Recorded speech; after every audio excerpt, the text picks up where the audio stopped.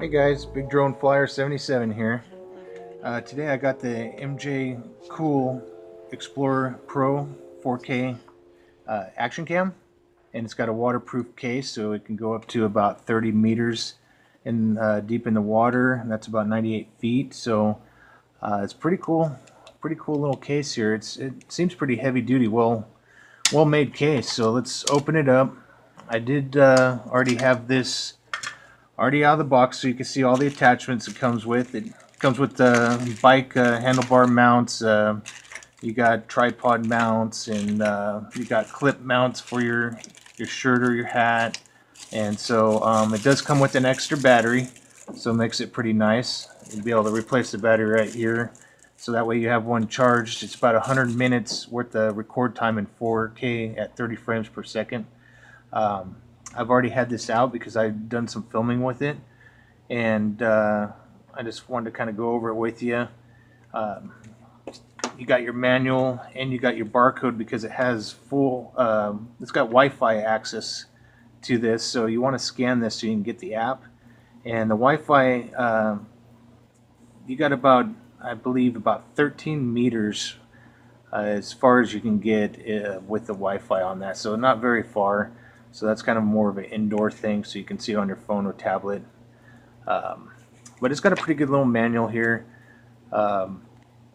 We got let's see what kind of settings we have on here. We have revolutions are 4K, 30 frames per second. You got 2.7K, which is 30 frames per second. And then when you're in 1080p, that's 60 frames. And then 1080p has 30 frames as well. And then for the 720, you got 120 frames per second, 60 frames per second, and 30 frames per second. So you can have the sound on or off on that. I prefer off because I fly with the drone, with the quad there. So a lot of times you don't want to hear the motors and the propellers going. So I usually shut off the sound, which makes it nice. You also have time lapse. You have loop recording. You have slow motion. You got your regular photos.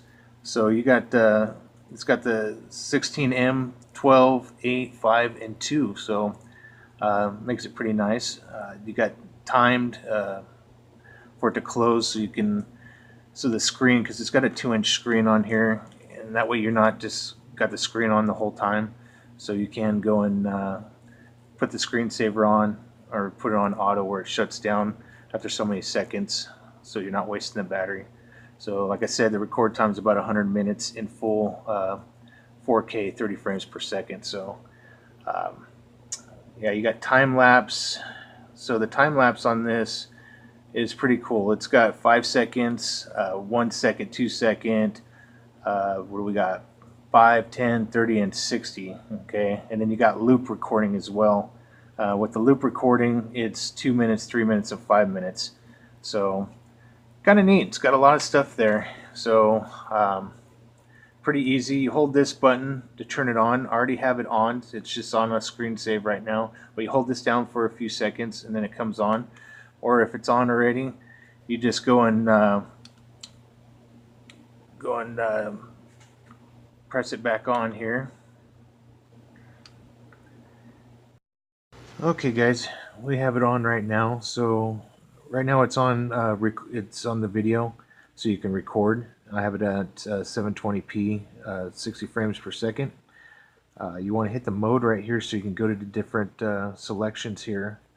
So I'm going to click it once. That takes me to photos, where I can take photos. I have it set on 16M right now, so you get a good quality of photo. going to click it again, and here we have the slow motion section here, so you can record in slow motion. I'm going to select it again, and here's where we can watch the playback and look back at any films. You press the select, you got an up or down button here so you can go through your videos and your pictures. So it does take really nice pictures. It was really good quality, and I only have it on 720p, so I'm pretty happy with that.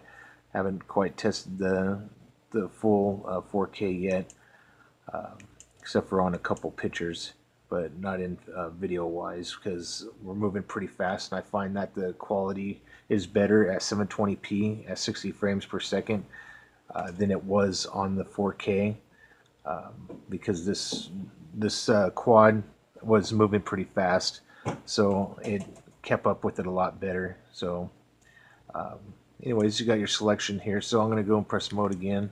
Takes you to your settings. You're going to press this button on the top, the picture button. For taking pictures or starting the video, you use that for your select.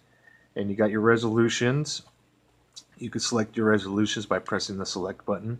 And like I said, I have it on 720p, 60 frames per second, but you can select all the way down to the 4K if you want, or 2.7K, or the 720p, 30 frames per second.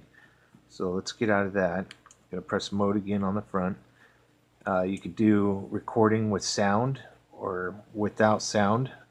So by selecting that, you're giving it sound. So if you don't want sound, then you uncheck it. So that makes it nice when you're flying a drone. You don't have to sit here and hear the propellers sitting here spinning and hearing all that noise. So we got time-lapse, loop recording, slow motion. So you got quite a few different functions there. And then you got your photo resolutions. You can select that. You got 5, 8, 12, and 16. I have it on 16. You get the clarity that I want. So I'm going to go ahead and press out of there. You got timed, auto, and drama shot. So let's go ahead and move on. We got exposure. We got the white balance. I have it on auto. We got image resolution. We got also driving mode, which I have it on driving mode since I did some driving film and I left it set on that because it did better when you were flying a drone. It seemed like it kept the footage a lot better while it's moving. But it also has that Wi-Fi, so it does come with a sticker, so you can just go and download that app. So from the sticker or on the back of the book. So that Wi-Fi, it's only good for about 13 meters. So it'd probably be more of an indoor thing, or if you want to set up like a security camera. You can also plug it in when the battery's charging and film. So you can plug it into your laptop or computer and have this sitting on there. You can have the Wi-Fi going and having it record to a separate device if you want, or you can have it recording while it's charging or plugged, to the PC or the laptop. So that makes it pretty nice as well. So, but you have that is on there, and then you got your languages, your date, your format, reset to factory, and your firmware. So that's it on that. I mean, it's pretty basic camera, and it's pretty easy to use. Like I said before, make sure you guys go for the memory card. Make sure you at least boy, that was nice, flicked right out of there. Make sure you at least get a class 10. If you don't have a class 10 memory card, I tried another memory card, and when it connects and stuff, it doesn't go, and it ends up corrupting the video if you don't use a class 10. It recommends it in the book, and so make sure you do get that before you go and do your filming, because you'll lose your filming if you don't at least have a class 10 SD card in there. So alright guys, well, I hope you enjoy. Very nice camera. I'll leave the link down below in the descriptions, and once again, thanks MGCOOL for providing this cam. Works really well. Check it out guys. Pretty decent price too. Talk to you soon.